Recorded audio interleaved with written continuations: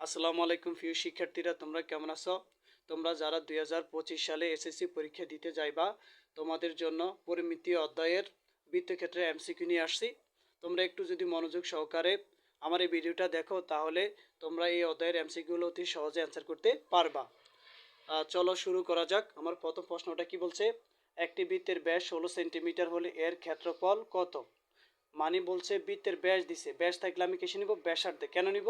ক্ষেত্রফল নির্ণয় করতে হলে আমার ব্যাসার্ধ লাগবে। এখন বৃত্তের ক্ষেত্রফল শুধু হচ্ছে পাই আর স্কয়ার, আরটা কি? ব্যাসার্ধ। প্লাস আমার এখানে ব্যাস, ব্যাস কত সেন্টিমিটার? 16 সেন্টিমিটার। তাহলে 16 ব্যাস থেকে আমি যদি ব্যাসার্ধ নিই, তাহলে সেটাকে আমি কি দিয়ে ভাগ করতে হবে? 2 দিয়ে। সবসময় মাথায় রাখবেন, ব্যাস থেকে ব্যাসার্ধ নিলে তাকে 2 দিয়ে ভাগ করতে। তাহলে 16কে আমি এই 16কে 2 দিয়ে ভাগ করছি, এর কত পাইছি? 8। এখন আমার বলছে এর ক্ষেত্রফল কত?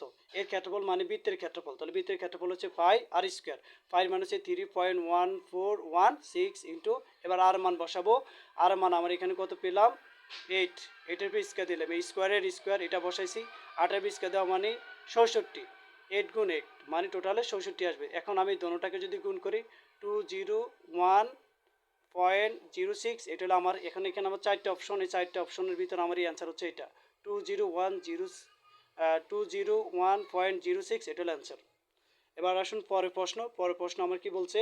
একটি বৃত্তের ক্ষেত্রফল একটি বর্গের ক্ষেত্রফলের সমান হলে বৃত্তের পরিসীমা ও বর্গের পরিসীমা এর অনুপাত কত? অনুপাত চাইছে। তার মানে এখানে আমার প্রশ্নতে বলছে যে বৃত্তের ক্ষেত্রফল একটি বর্গের ক্ষেত্রফলের সমান। তাহলে আমরা এখানে লিখবো আগে কার ক্ষেত্রফল? বর্গের ক্ষেত্রফল। তো বর্গের ক্ষেত্রফলকে আমরা কি বলি? বাহু দৈর্ঘ্য হোল স্কয়ার, তার মানে এ স্কয়ার। এটা হচ্ছে বর্গের ক্ষেত্রফল। কার সমান? বৃত্তের ক্ষেত্রফলের। এই যে বৃত্তের ক্ষেত্রফলের সমান। বৃত্তের ক্ষেত্রফলকে কি দ্বারা প্রকাশ করা হয়? পাই আর স্কয়ার। মানে বর্গের ক্ষেত্রফল বৃত্তের ক্ষেত্রফলের সমান। এখন আমি কি করব? এক বাহু দৈর্ঘ্য নিয়ে আসবো বর্গের। তাহলে আমি এ রাখলাম, বাম পাশ থেকে স্কয়ার উঠলে ডান পাশে কি বসে? রুট বসে। পাই আর স্কয়ার।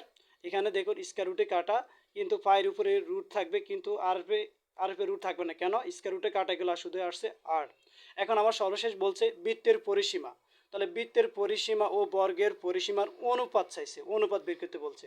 আগে জানতে হবে বৃত্তের পরিসীমা কি। বৃত্তের পরিসীমা হচ্ছে 2 পাই আর। আর এখানে হচ্ছে বর্গের পরিসীমা। আমরা জানি বর্গের পরিসীমাকে কি দ্বারা প্রকাশ করা হয়? 4a দ্বারা। তো এখানে কি করব? আমি এটা বসাইলাম। এখন আমি এর মান বসাবো। আমি কিন্তু পূর্বে এর মান পেয়েছি, এর মান হচ্ছে √পাই আর। এখন দেখুন এর মান আমি বসাইছি √পাই আর বসাইছি, তারপর এটা বসাইলাম। এটাকে সাজা লিখছি 4r√পাই।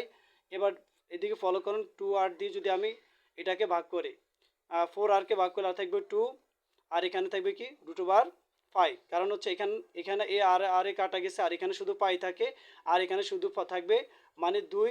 4-এর ভিতরে 2 বাদ যায়, আর থাকবে এখানে √পাই। এখন আমি এই পাইয়ের মান পাইলাম কত?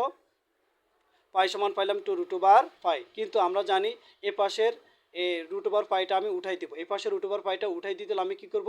আমার বাম পাশে পাই একটা আছে, পাই একটাকে √পাই কয়টা লেখা যায়? 2টা। √Pi into √pi equal to, তারপর আমি এটা বসাইছি। এই পাশে পাই একটাকে √পাই একটা কাটলাম, এই পাশে √পাই একটা কাটলাম, আর থাকবে এখানে √পাই, আর এখানে কি থাকবে? 2। তার মানে এখানে অ্যান্সারটা হচ্ছে এই এটা যদি আমরা অ্যান্সার হিসাব করি, তাহলে এটাকে আমরা অনুপাত দিলে ভালো হবে। এই সবগুলোতে আপনারা অনুপাত দিয়ে নেবেন। আমার এখানে সবগুলো অনুপাত চাইছে না, তাহলে √পাই অনুপাত 2। তাহলে এখানে আমার এখানে 4টে অপশনের ভিতরে কোন অপশনটা ক? এই যে দেখুন, √পাই অনুপাত 2।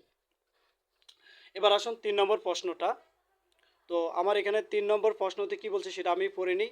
কোন বৃত্তের পরিধি 14 পাই সেন্টিমিটার হলে, মানে 14 পাই সেন্টিমিটার হলে ওই বৃত্তের ক্ষেত্রফল কত?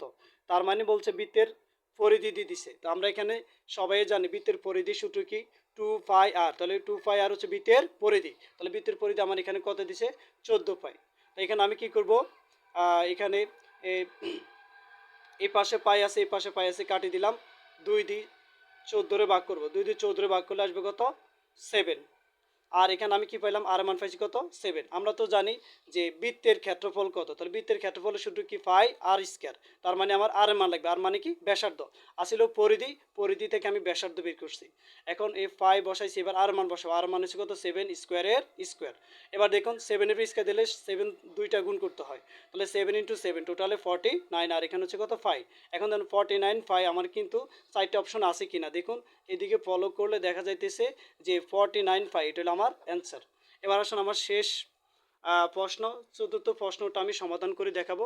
চতুর্থ প্রশ্নতে বলছে 3 সেন্টিমিটার এবং 2 সেন্টিমিটার ব্যাসার্ধ বিশিষ্ট এক কেন্দ্রিক দুইটি বৃত্তক্ষেত্রের পরিধি দ্বয়ের মাঝের অংশের ক্ষেত্রফলের কত বর্গ সেন্টিমিটার হবে। এখন প্রশ্নটা যদি না বুঝি লাভ হবে না। তার মানে এখানে বলছে, একটা বলছে 3 সেন্টিমিটার, ধরুন দোনোটার কেন্দ্র এক হবে। 2 সেন্টিমিটার ব্যাসার্ধ, একটা হচ্ছে 2 সেন্টিমিটার ব্যাসার্ধ আর একটা হচ্ছে 3 সেন্টিমিটার ব্যাসার্ধ, তার মানে দোনোটার কেন্দ্র এক, তারা বলে দিছে এক কেন্দ্রিক, দোনোটার কেন্দ্র এক, তার মানে হচ্ছে এখান থেকে এই পর্যন্ত হচ্ছে 2 সেন্টিমিটার, R1 সমান 2 ধরছি। আর এইখানে আরেকটা বৃত্ত হইলো, সেই বৃত্তটা 3 সেন্টিমিটার, যেটাকে ধরছি আমরা R2। এখন আমাদের কি বলছে এখানে যে ক্ষেত্রফলের, তাহলে আমরা জানি বৃত্তের ক্ষেত্রফলের পার্থক্য চাইছে আর টোটালি। একটা হচ্ছে 2 সেন্টিমিটার ব্যাসার্ধ আর একটা হচ্ছে 3 সেন্টিমিটার ব্যাসার্ধের পার্থক্যের ক্ষেত্রফলটা আমরা বের করবো এখানে। তাহলে আমরা জানি প্রথমটা হচ্ছে ফাই R1 স্কোয়ার, মানে ছোট বৃত্তের ক্ষেত্রফল। তাহলে এখানে ফাই, এবার R1 মান আমি কত পাইছি 2 সেন্টিমিটার, 2 বসাইছি, এই স্কোয়ারের স্কোয়ার, ফাই 2 স্কোয়ার দিলে 4, তাহলে 4 ফাই। আর এখানে বড় আরেকটা বৃত্ত আছে, সেটার ব্যাসার্ধ হচ্ছে কত 3 সেন্টিমিটার, বড় বৃত্তটা। তাহলে আমি লিখছি ফাই R2 স্কোয়ার, মানে বড় বৃত্তের ক্ষেত্রফল। তাহলে ফাই, এবার R2 মান কত হয়েছে এখানে 3, এই যে দেখুন R2 মান হচ্ছে 3 স্কোয়ারের স্কোয়ার। তাহলে এখানে আমি পাই বসাইছি 3 3 9। এখন কি বলছে পার্থক্য চাইছে, মাঝের অংশের মানটা চাইছে। তার মানে বুঝে গেছে যে 9 ফাই থেকে আমি 4 ফাই বিয়োগ দিব। তাহলে 9 ফাই মাইনাস 4 ফাই, এই দুইটা বিয়োগ করলে আমি পাই কত 5 ফাই। এখন আমার সাইডটা অপশনের ভিতরে আমার কি 5 ফাই আছে কিনা দেখুন, কর ভিতরে আছে 5 ফাই, এটা হলো আমার অ্যান্সার। তো আপনারা সবাই ভালো থাকুন।